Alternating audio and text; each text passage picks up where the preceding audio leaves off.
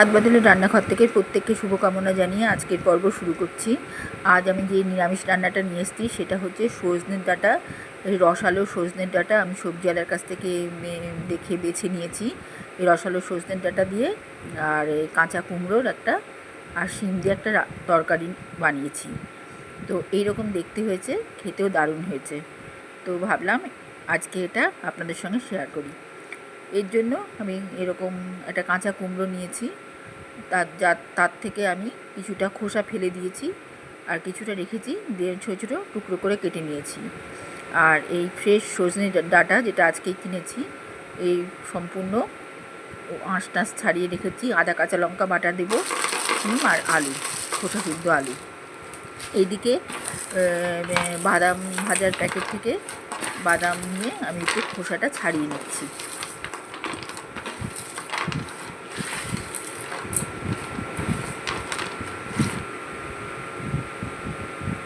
কড়াইতে সর্ষের তেল দিয়ে শিম দিয়ে দিলাম।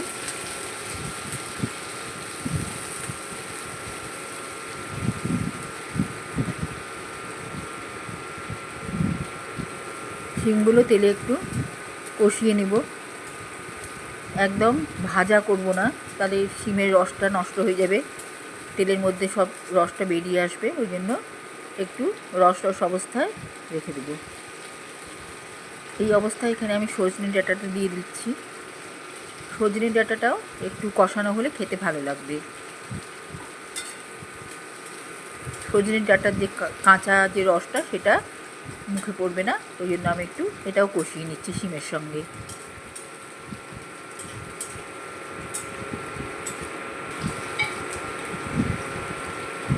এই সময় লবণ দিয়ে দিলাম,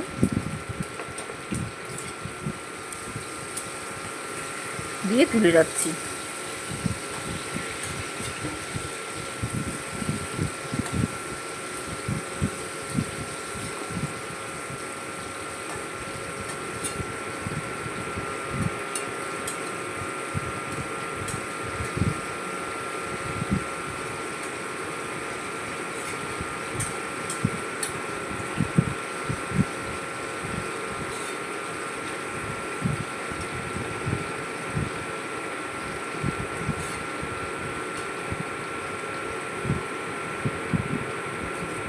অবশিষ্ট তেলে আমি খোসা সমেত আলু ছোটো ছোটো টুকরো করে কেটেছি সেটা দিয়ে দিলাম।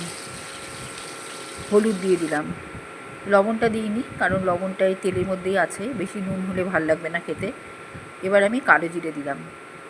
কালো জিরেটা আমি প্রতিবারই দিই, আর দু একবার দিয়েছি, কারণ এই একবারে দিলে ফ্লেভারটা নষ্ট হয়ে যায়, ওই জন্য অল্প অল্প করে আমি বারবার দিয়েছি ফোড়নে।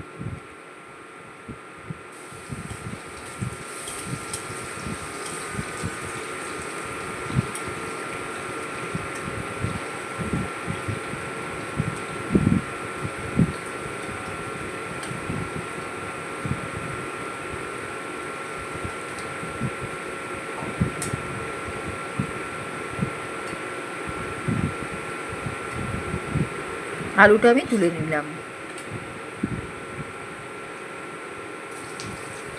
এবারে আমি এই তেলের মধ্যে আদা স্লাইস আর কাঁচা লঙ্কা একটু কষিয়ে তুলে নিচ্ছি। আদাটাও এই রান্নার মধ্যে কাঁচা আদাটা ভালো লাগবে না, ওই জন্য আদাটাও আমি একটু কষিয়ে নিয়েছি তেলে, আর কাঁচা লঙ্কার সমেত একসাথে কষিয়ে নিয়েছি। এবারে আদা কাঁচা লঙ্কাটা আমি বেটে নেব। আবার আমি কালো জিরে দিলাম, আমি অল্প অল্প করে বারবার দিয়েছি যাতে ফ্লেভারটা ঠিকঠাক থাকে। এবার এর মধ্যে কুমড়ো দিয়ে দিলাম।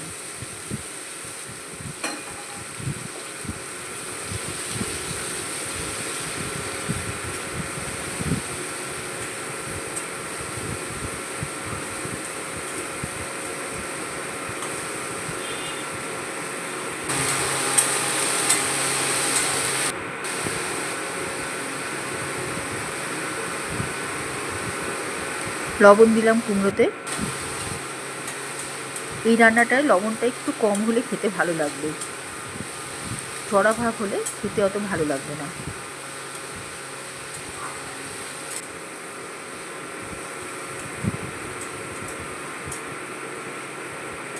এইভাবে ভেজে আমি একটু সরিয়ে রাখছি কুমড়োটা। এই ভাজা থেকেও তেল ছাড়বে, তাছাড়া একটু তেল আমার এখানে দিতে হবে, দিয়ে দিলাম।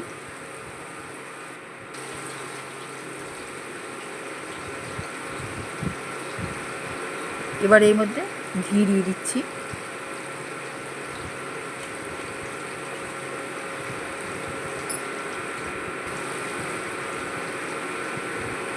এবারে সেই আদা কাঁচা লঙ্কা যেটা তেলে কষিয়ে রেখেছি সেটা দিয়ে দেবো। আর এদিকে এক সাইডে বাদামটা আমি বেটে নিয়েছি, ভাজা বাদামটা কষানো আদা কাঁচা লঙ্কা বাটা তেলের মধ্যে দিয়ে দিলাম। বাটি ধোয়া জলটা একটু দিয়ে দিলাম এর মধ্যে।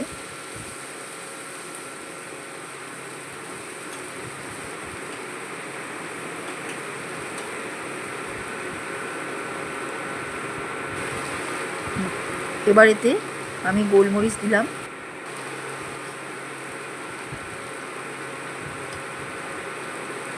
চিনি দিলাম,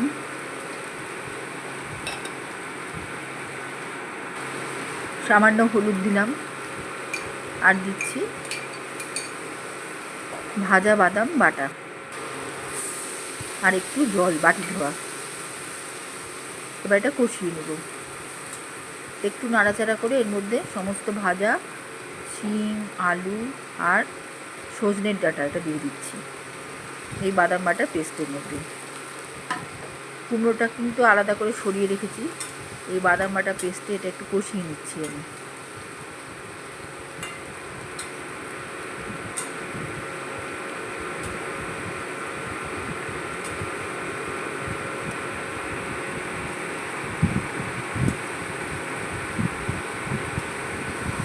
এবারে কুমড়োর সাথে একসাথে মিশিয়ে একটু কষিয়ে নেব। এই রান্নাটা খুব কষালে ভালো লাগবে না, তেল ছেড়ে আসবে। এবারে আমি জিরের গুঁড়ো দিয়ে দিচ্ছি আর দিয়ে দিচ্ছি জল।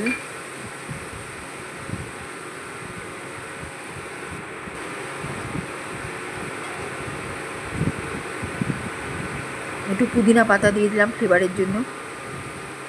যারা ধনে পাতা খান তারা ধনে পাতা দেবেন, আমার এই রান্নাটায় পুদিনা পাতাটাই আমার বেশি ভালো লাগে। আর একটু গোলমরিচের গুঁড়ো দিলাম আর হিং দিলাম।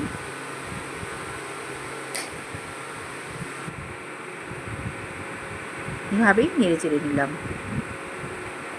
হয়ে গেল আমার কুমড়ো সজনে শিমের একটা নিরামিষ তরকারি। আজ এখানেই রাখছি, আগামীতে অন্য রেসিপি নিয়ে।